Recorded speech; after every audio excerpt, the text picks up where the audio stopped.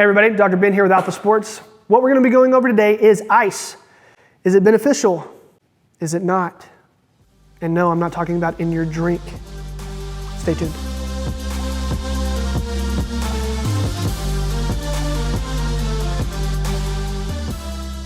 Hey guys, Dr. Ben, here to talk about ice. Is it helpful or is it harmful? So I think first we need to look at why do we even use ice? What makes us think that ice is beneficial?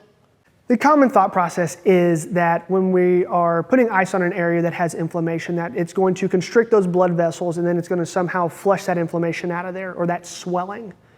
Well, in reality, it's doing the opposite. What ice actually does is it traps the swelling that's already there, decreases the oxygen to get there, which in turn delays your body's natural ability to recover and to heal and repair itself. At the same time, it's causing tissue damage. Ice directly over the top of a peripheral nerve will deaden it and can kill it, but it's also going to dampen your ability for those nerves to transmit signals back to your brain and tell you what is harmful and what is helpful.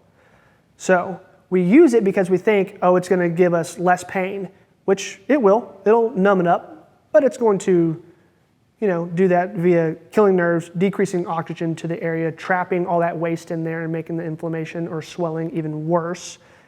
And it's also going to delay our body's natural ability to recover. So it's going to take you longer to get over that injury. To get over swelling or to get over inflammation, what we need to do is we need to get past that first initial stage, that proliferation, which is the big fancy word for all the crap coming to that area. If I fall and I jack up my wrist, thing's just like super fat and swollen, looks like my ankle. I want as much blood flow, fresh oxygenated blood getting to that area, and I want all the other stuff getting out as fast as possible.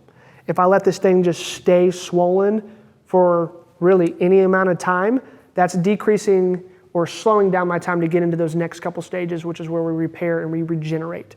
That's what we want to do. We want to get out of that first stage as fast as possible so that we can get back to doing whatever it is, assuming whatever role we have, whether that's in our family, our jobs, or our sport that we're playing. So one of the things we like to talk to our athletes about is, what are your goals? Is it just to numb it up and prevent pain from happening? Or is it to recover faster? Is it to be able to get into the sport faster, to be able to numb it up so that you can play? Those are all great questions and can be great goals depending on the situation, and most situations are different. We try to help our athletes to understand, and really any of our patients that we see to understand, that adding ice is going to delay your body's natural progression cycle. So you're going to take longer and it's going to be harder to come back from that because you're taking more time just to get to stage 2 and then to stage 3. If you're sticking in stage 1 the whole entire time, you're never going to repair and regenerate. So we need to get you out of that as fast as possible. I would argue that ice is going to slow down all of those goals that you have. Yes, it may decrease pain, but pain's not coming from the swelling. Pain's coming from a chemical response because of the damaged tissues. You're just numbing up those nerves that are transmitting that signal back to you. But what if we can get rid of the inflammation and the swelling faster and get you out of that inflammatory initial stage? That way you're not actually perceiving pain.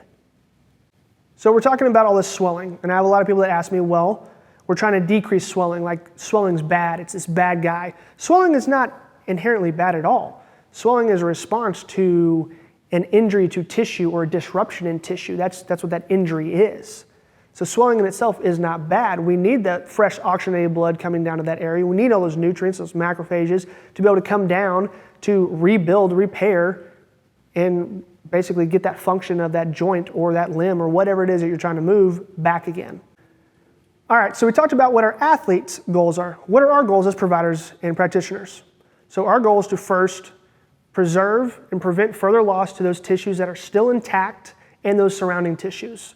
One of the things that ice will do is it'll actually start to decay and have cell death of the surrounding tissues of where the injury was originally at, not just that injured site. And then secondly, we want to repair and regenerate and get those tissues back to healthy and functional as quickly as humanly possible. How do we do that? ARETA. Active recovery is the answer. It's kind of silly, but you're going to remember it. ARETA. Active recovery, what does that mean? That means muscle activation. Why do we care about muscle activation? Well, there's this system called your lymphatic system. It's what kind of drains everything out. It's your garbage system, your waste system that gets all that inflammation, all that old blood and deoxygenated blood and all the other things that you don't want around that area that is swelling. That's what's going to take it and send it back to your heart. Well, how it works is through a series of valves, one-way valves, and chambers. So that one-way valve, when you activate something muscularly and you move around, it's going to squeeze, almost like milking a cow, that fluid back up. And so it's going to go through and then it's going to come back down, so there's no potential for backflow unless you have some sort of lymphatic system issue. This is normal anatomy. It's going to keep doing that and milking it all the way back to your heart. That is the natural body's ability to get out of that inflammatory response and start to repair and regenerate itself. So what do? We first want to decongest the area through muscle activation. Active or mobility. Getting in there and working the muscle, and really not even working the muscle, just moving. Coaches used to tell you to walk it off. That was fantastic. You're walking, I roll an ankle, I just need to walk it off. I need to keep moving, keep moving, keep moving. Those muscles are going to keep activating, keep squeezing that inflammation and making sure that it doesn't tighten up or stiffen up my ankle. I can continue to play because I'm not letting that inflammatory response even happen. If we were to put ice on it immediately because we rolled it, it's going to increase that inflammation, then it's going to swell up like a balloon. Unless your ankle's already a balloon, then we have other things we need to talk about.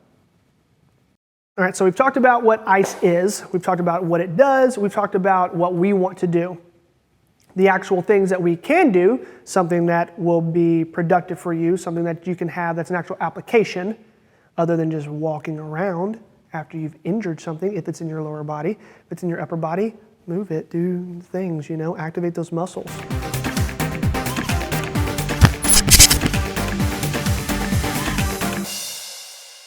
If you can't do that because it's too injured, because you feel unstable, you feel like it's broken, something has been torn, sprained, or strained, and you don't feel comfortable moving it, totally fine. At that point, I think you should be seeing a healthcare provider because they're going to be having the ability to diagnose it, tell you what we need to do, tell you what it actually is. And then once we know what it is, then we can say, okay, I can't move it through my range of motion. I can't actually actively activate these muscles. So what do? We can use electrical muscle stimulation, EMS, pads that are going to hook up similar to like a TENS unit. It's kind of the most popular thing that people know about. What it's going to do is it's going to contract all those muscles for you without having to move anything.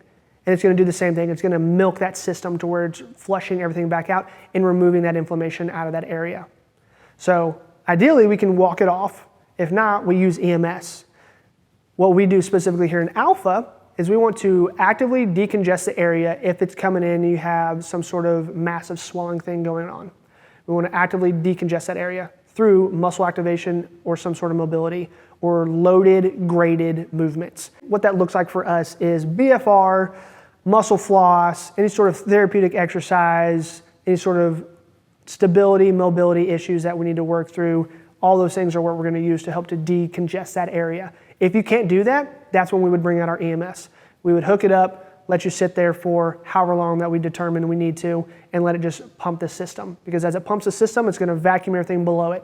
Because as this chamber empties into this chamber, into this chamber, into this chamber is now empty. That means it has like no pressure in it, which means it's going to suck in all that high pressure from that swelling and basically suck it up and vacuum it all the way back up to your heart. So that's what we would do in Alpha. But don't forget, our first goal is to preserve the tissues that are still intact and the tissues that are surrounding it, and also to prevent further loss. Secondly, we want to repair and regenerate those tissues as fast as humanly possible. There's a lot of people that don't believe that ice is as harmful as what I said it is. So I left some research down in the description for you. You can go look at it. It's pretty awesome. There's a bunch of other videos out there that go significantly more in depth than this into it. You can go look at them. One of my favorite ones is by Kelly Starrett with Gary Renal. They talk about stopping icing. It is fantastic. Go forth, become an alpha. I don't really know how to end that one.